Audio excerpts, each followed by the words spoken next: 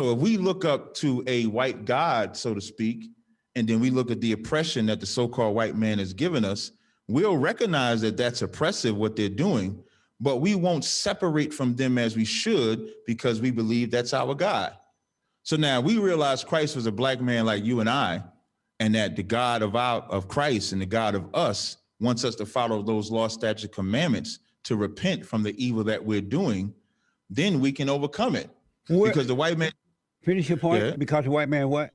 Because the white man did put us in slavery, but God is more powerful than slavery.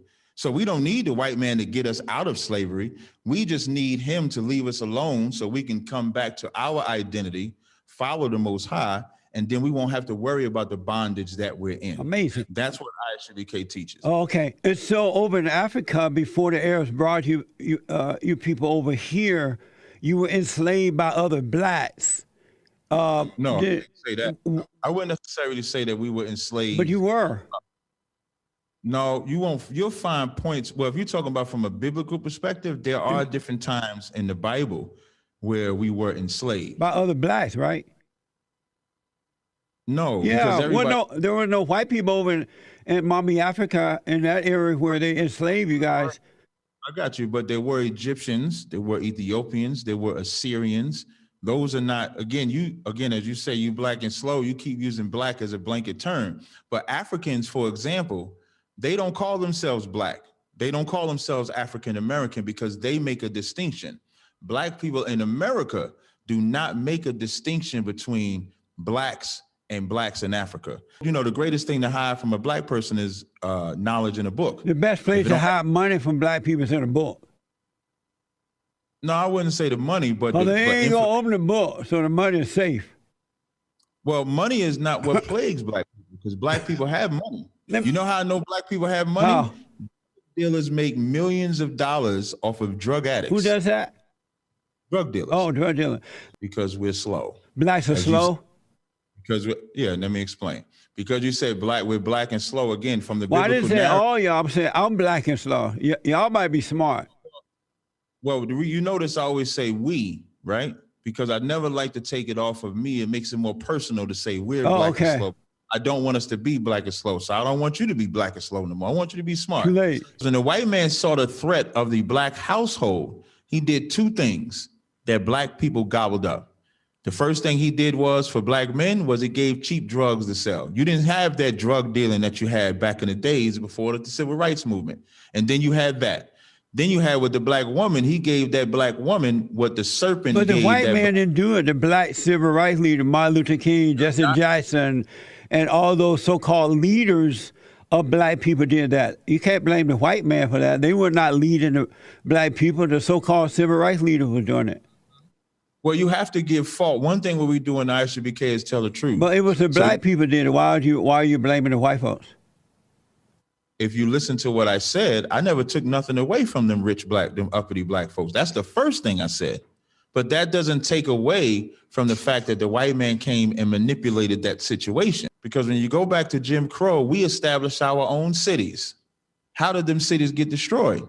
They didn't get destroyed by black people. You know, there's never been an air attack in America until Black Wall Street happened, when they flew aircrafts over the city of Tulsa, Oklahoma, to drop grenades out of jealousy over a lie. So because they said some black person whistled at a white woman, they burned a whole entire town down. You got that city. You got the city in Detroit.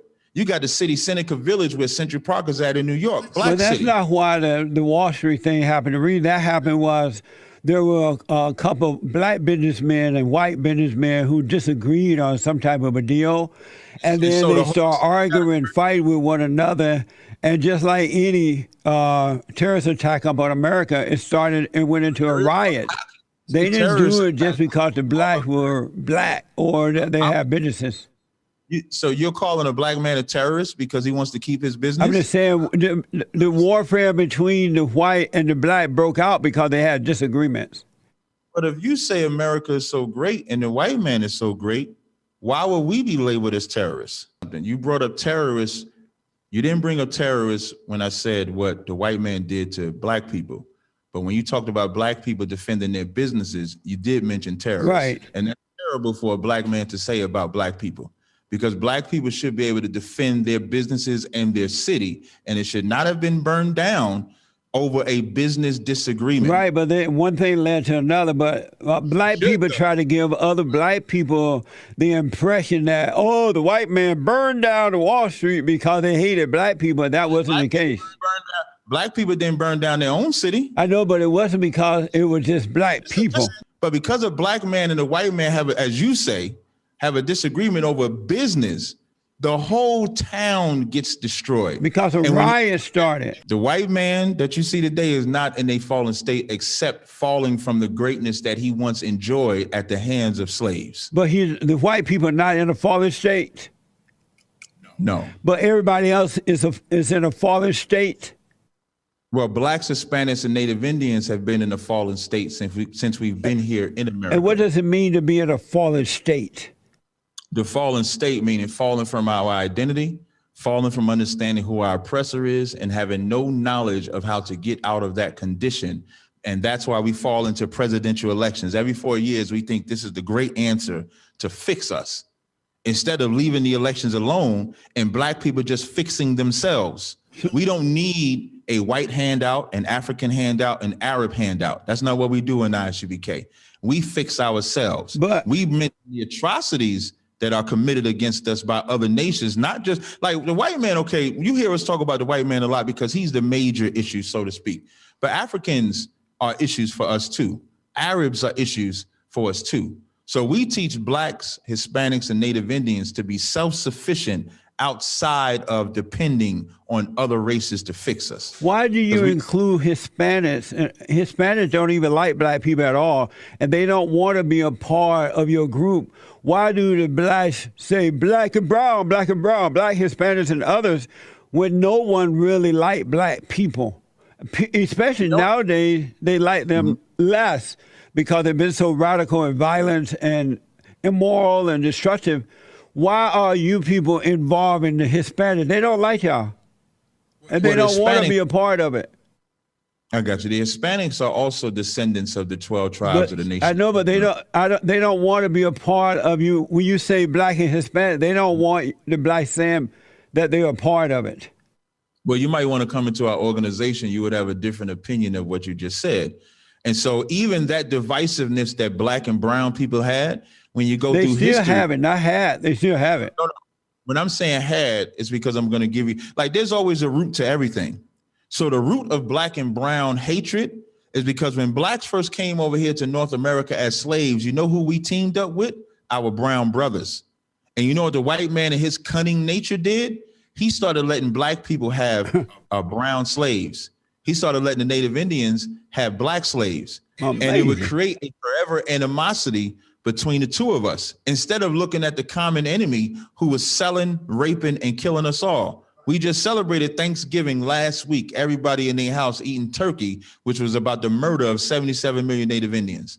And black people did it because we were taught that the Native Indians was our enemy, but the one that's been beating our back, taking our kids, seducing us with drugs, with the feminist movement, he's not our enemy. Amazing. The white man has never believed in God. Ever. But then you said that only the colored people are in a fallen state, not the white people.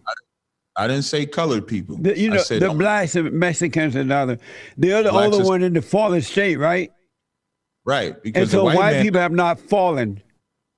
No, they rule America. So they have not fallen. Listen, the white man is doing exactly what he wants to do. So he's not in a fallen state.